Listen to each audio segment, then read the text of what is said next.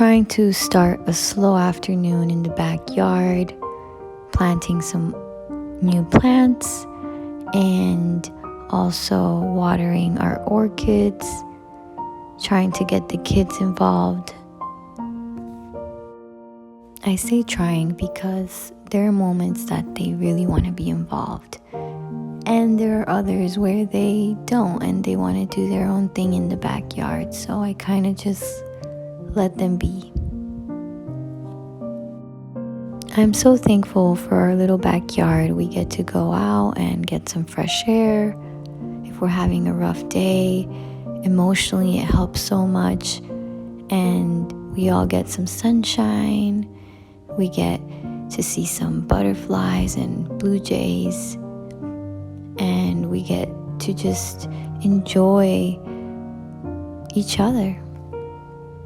My oldest daughter helped me out with replacing a flower that I had hanging, and then we watered it a little bit.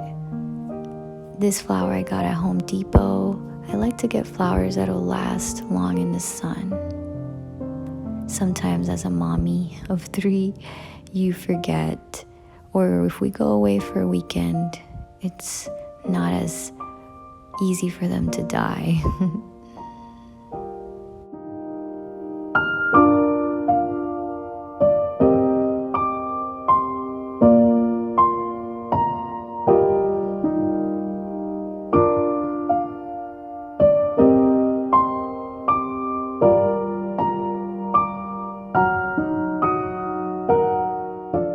We continue to plant a few more flowers around the backyard.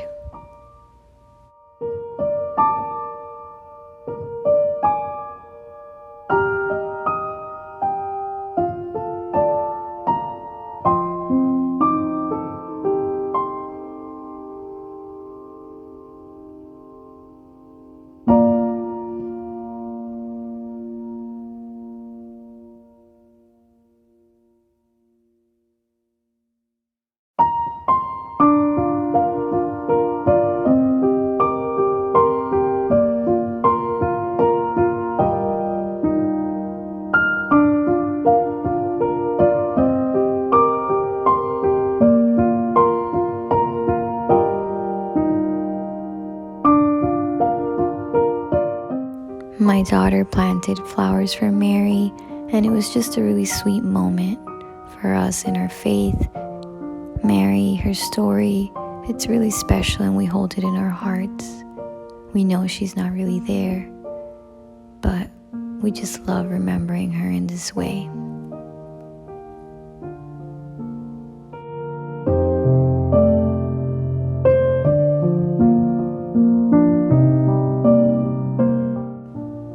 There's a book called Holy Moments by Mathew Kelly, and he says that the small act of kindness, unnoticed acts of generosity, set in motion a series of events that altered the whole course of human history.